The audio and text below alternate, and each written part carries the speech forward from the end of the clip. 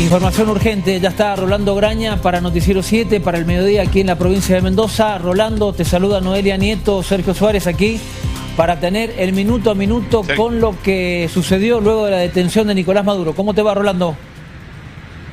¿Cómo les va? Un gusto escucharte. Bien, aquí lo que está pasando es que lo que se ve es que se ha endurecido todavía más el régimen después de la detención de Nicolás Maduro. Lo que ha pasado es que lo único que se conocen son medidas contra todo lo que tuviera que ver con la libertad de expresión. Si se especulaba con que era una dictadura en retirada, las dictaduras en retiradas hacen gestos de apertura, de distensión. Bueno, nada de eso está sucediendo. Ayer detuvieron 30 periodistas, están decomisando las antenas Starlink, las famosas antenas que vende Elon Musk, y que Elon Musk dijo que para que la gente se enterara de lo que pasa, durante un mes va a ser gratis el servicio. Bueno, el régimen considera que esto es un elemento subversivo, entonces todo aquel que lo ven con una antena Starlink, mucho más si es un periodista, lo meten preso. Sacaron una nueva ley por la cual, un nuevo decreto en verdad, por el cual si una persona critica al régimen de Nicolás Maduro y critica y apoya la manera en que fue secuestrado, lo pueden meter preso y acusarlo de traición a la patria. En fin, todas estas cosas delirantes que en el fondo lo que buscan es amordazar todavía más la disidencia dentro de Venezuela. Rolando. Esto es lo que pasa respecto de Venezuela. Sí, Noelia.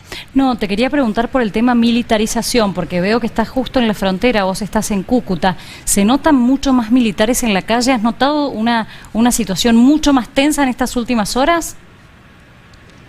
Sí, en verdad lo que está militarizado es justamente la frontera. Yo ahora estoy en la ciudad.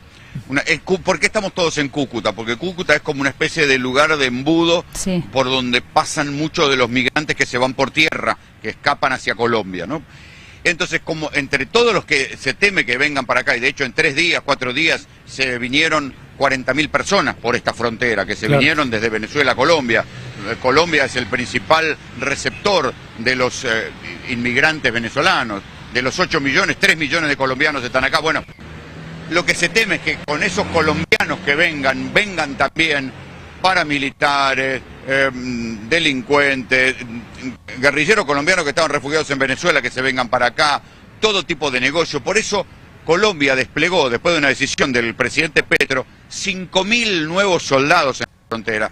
Es un paisaje que a nosotros nos resulta absolutamente incomprensible. Ustedes en Mendoza, la frontera es una frontera clara, difícil. Acá es una frontera muy permeable, donde además todo es selva. Entonces, los ríos son cortitos, los contrabandistas van de un lado y del otro, y quien contrabandea artículos, contrabandea cocaína. Es una frontera muy inestable. Tanto es así que a todos nosotros, cuando estamos trabajando en los puentes, nos dicen que cuando llega la noche nos vayamos, porque la cosa se pone insegura. Empiezan a medrar unos motociclistas raros que cruzan de un lado al otro, que nos vayamos de ahí. Ayer se veía en muchas imágenes la televisión internacional transmitiendo en vivo, se hablaba de drones dando vuelta por una parte de Venezuela, salía la gente a las calles para atacar los drones.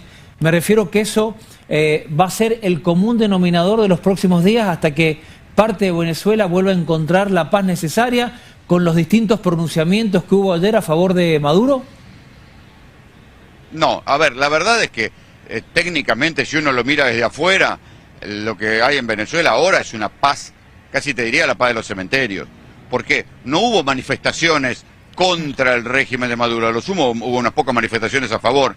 Hay un miedo generalizado, hay patotas, los colectivos le llaman aquí, a los grupos militarizados parapoliciales que andan por las calles, amedrentando a todo aquel que quiera protestar.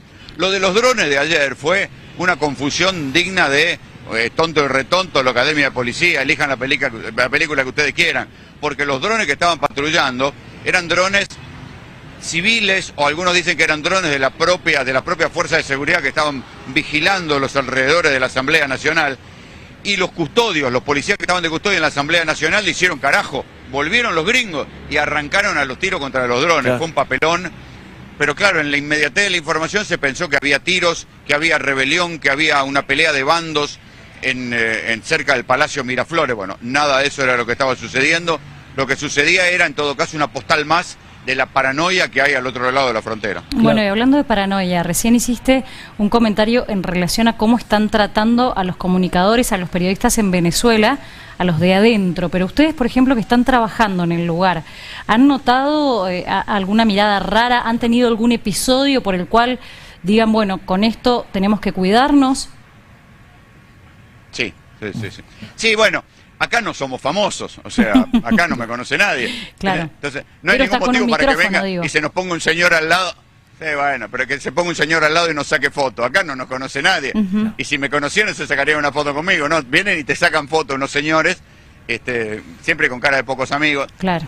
Por ejemplo, una Carolina Moroso, corresponsal de TN, luego de hacer una salida desde acá, le mandaron a una de sus redes sociales el artículo que considera que criticar al régimen se llama incitación al odio y es pasible a una condena de 15 a 20 años de prisión. Te hacen esas cosas. Flor de amenaza, digamos.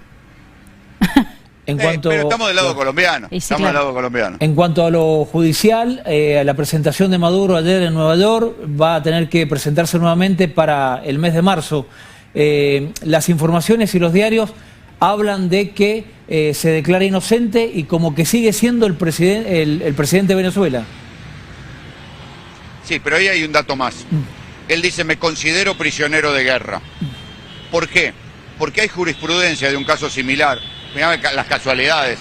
El 3 de enero del año 2000, Estados Unidos entró en Panamá y se llevó preso o secuestrado, según lo que piense cada uno, al general Manuel Noriega. Le hicieron una causa en Nueva York acusándolo, igual que a Maduro, de narcotráfico. Un 3 de enero del 2026 se llevaron a Maduro, se lo llevaron a Nueva York y lo acusan de narcotráfico. ¿Por qué Maduro dice yo soy un prisionero de guerra? Porque el general Noriega consiguió una considerable mejora en sus condiciones de detención cuando la justicia lo admitió como prisionero de guerra. Es muy diferente que tengan preso por narcoterrorista que como un prisionero de guerra. Como había habido una invasión de Estados Unidos a Panamá, del mismo modo que la hubo técnicamente aquí a Venezuela, esto abre la puerta para que Maduro se considere, lo declaren prisionero de guerra y esto lo mande a un cuartel militar o a una zona de una detención un poquito mejor. No es que lo va a dejar en libertad, pero le va a mejorar las condiciones de detención. Una jugada, una carta que, a ver, no sé si será la última carta que tiene, pero bueno, lo debe haber hablado con la gente que lo defiende, con los profesionales, para buscar un atenuante con todo lo que ha contado el presidente de los Estados Unidos, acusándolo de narcoterrorismo. Lo paradójico es que Maduro se perdió la oportunidad de estar viviendo en Turquía mirando el Mediterráneo, porque hasta el 31 de diciembre hubo 2 aviones turcos, 2 aviones de la flota oficial turca, no 2 aviones de línea, 2 aviones oficiales turcos esperándolo para que grabara un video, renunciara y se tomara el avión y apareciera en Turquía. Ya le tenían asignado una residencia. Esta información la han publicado varios diarios del mundo. Parece que se ha reconstruido así los últimos momentos de la negociación que tenía triangulada Donald Trump con Maduro, con Josep Erdogan, el presidente de Turquía. Finalmente, por los motivos que sea, ya sea porque la Guardia Cubana no lo dejó ir, porque Diosdado Cabello quería otra negociación, porque pedían amnistía para 200 militares, por lo que fuera, Maduro subió la negociación, subió la apuesta en la negociación, perdió y ahí cambió una residencia en el Mediterráneo por un calabozo en Nueva York. Bien. Bueno, también la ONU se ha pronunciado, digamos, en las últimas horas. ¿Qué opinión te merece esto? No te escuché. Digo ¿Bien? que también la ONU se ha pronunciado en las últimas horas. ¿Qué opinión te merece esto? Bueno, la ONU lo que se ha dicho es lo que tiene... O sea, la ONU ha quedado como una estructura vacía de contenido, porque la lógica de los imperios que ha reinstalado Trump ha dejado a la ONU pintada. Es un regreso a la preguerra, a la pre-Segunda Guerra Mundial. Entonces, por ejemplo, la ONU hoy a través de la Secretaría del Alto Comisionado de Naciones Unidas sacó un comunicado repudiando la invasión.